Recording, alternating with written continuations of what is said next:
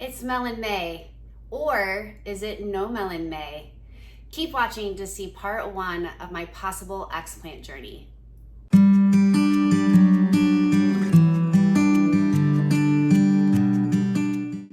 Okay guys, so this morning I just wanted to show you a little bit of a closer look as to what I look like in my sports bra before I go get the deflation.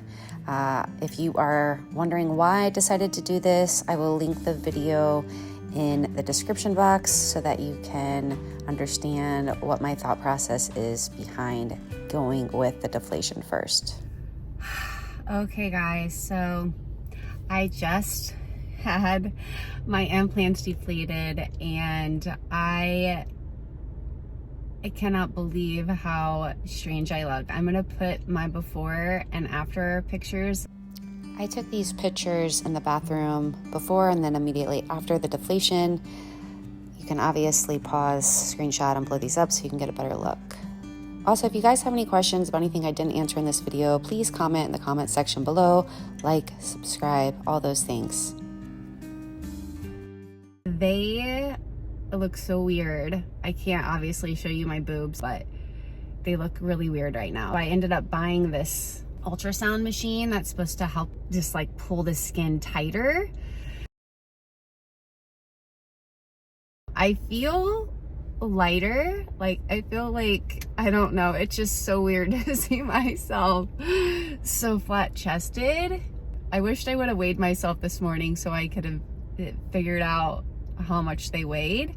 I'll have to Google just to see how much weight I lost, but I can definitely feel on my chest. I think just because I had like no breast tissue, you can see the deflated implant in there, which I've looked at tons of deflation images. I kind of had an idea, and they showed me a picture of a girl that did it and then what she looked like 3 days after using this machine. I decided to go ahead and get the machine. It was only like $50. Okay, I am headed home. I will check in with you guys maybe tomorrow and let you know how I'm feeling. Okay, I will catch you guys later. I just got home. I wanted to show you, you can so tell in this bra, it's got a little bit of like a slight lining in it, but not really like padding.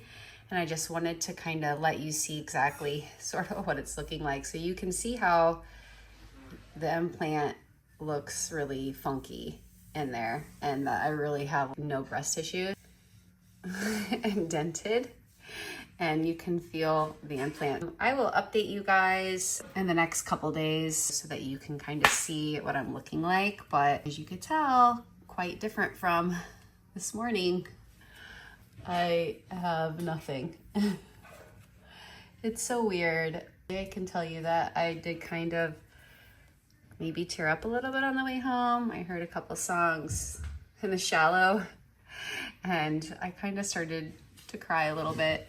I think just it's a big change. So I'm not saying I've made any decisions right now. It's just too early to tell.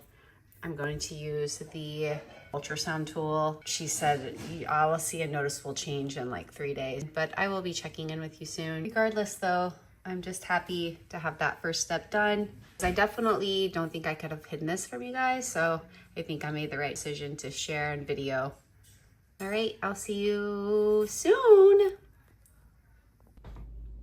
Hello, I am back. It has been about 24 hours since I had my implant strained, and I wanted to talk to you guys briefly about how I'm feeling, how I slept, what happened in the office yesterday. I talked to my doctor's assistant and her both about my plans and what my options are for my surgery, which is 8 weeks from tomorrow. So I will have a solid 6 weeks to decide. They thought I would probably know before that, but they understand that I want to take the full time to really think about what I want to do for my body and to really go into the surgery feeling good about my decision.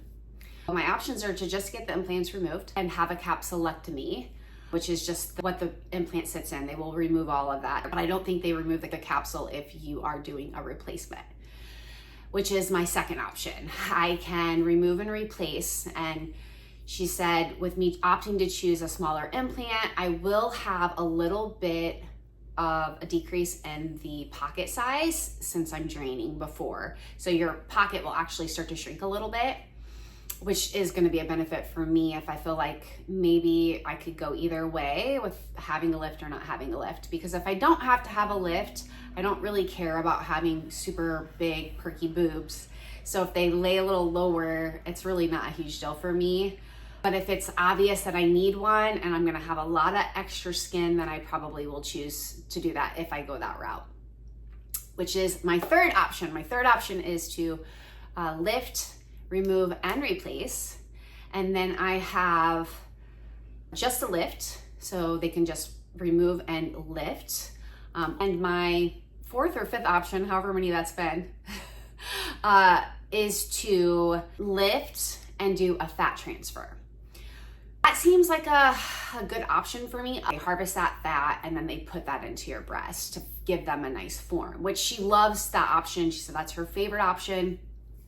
If you're not gonna do an implant, is to at least give that lift some support, because if you do a lift without putting an implant in or putting fat in, a lot of times the lift just does not last as long.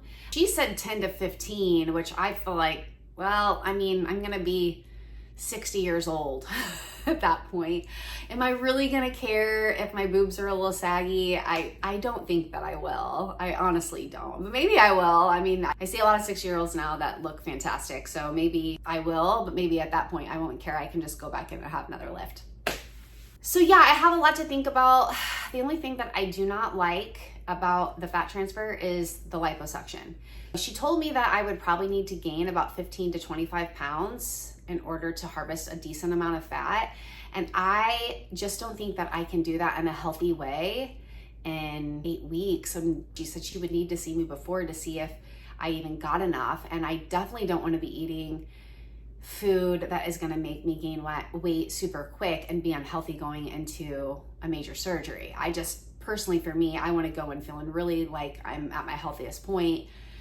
It reduces your complications going under anesthesia. That's the scariest part for me, is going under anesthesia. I didn't think at all anything about that whenever I was 22, but now I do a lot of research on health and fitness and just in general, like that kind of freaks me out. Liposuction, you're gonna be under a lot longer too. And then liposuction has a lot more risks than just breast augmentation.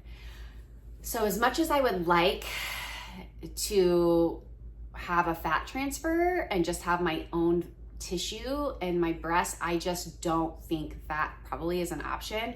I'm probably going to either do just a lift or a lift and replace with a much smaller implant, just to give myself a little bit of shape if I decide to do it. So I have a lot to think about over the next 6 weeks.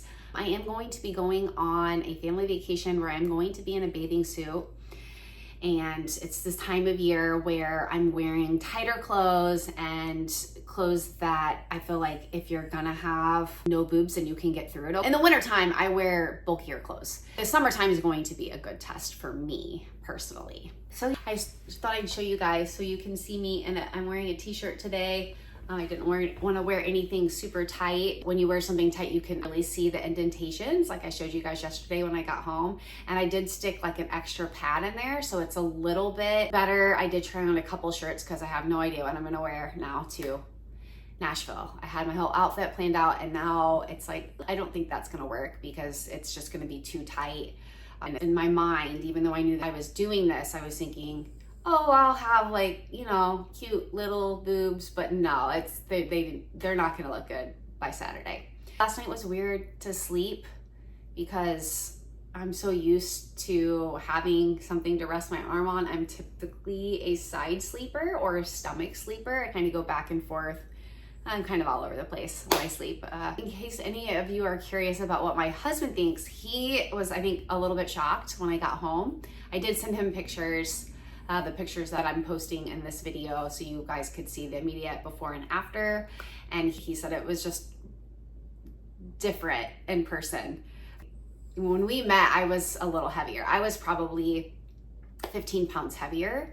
And 8 months later, I had an augmentation. So it's not like he spent a ton of time with me before I did this, which I did not do that for him. Like I said in my last video, that it was all a decision that I made like in high school. And I kind of blame that on my brothers a little bit. I mean, siblings make fun of each other. I gave them a hard time about stupid stuff. It's not just all them. I love the look of a nice curvy body. I feel like it looks super womanly. And so, you know, I'm not blaming it all on my brothers. I think just in general, even back then, you saw, you know, nice curvy women on movies and TV. And growing up, I was a TV movie fanatic.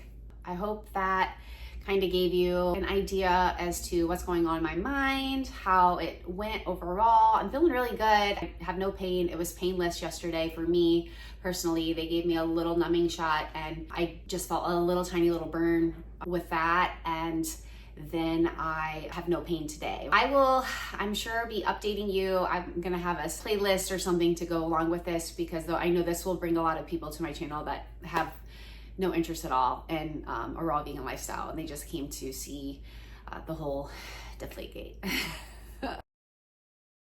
Okay, I will catch you guys on Saturday. Have a good one.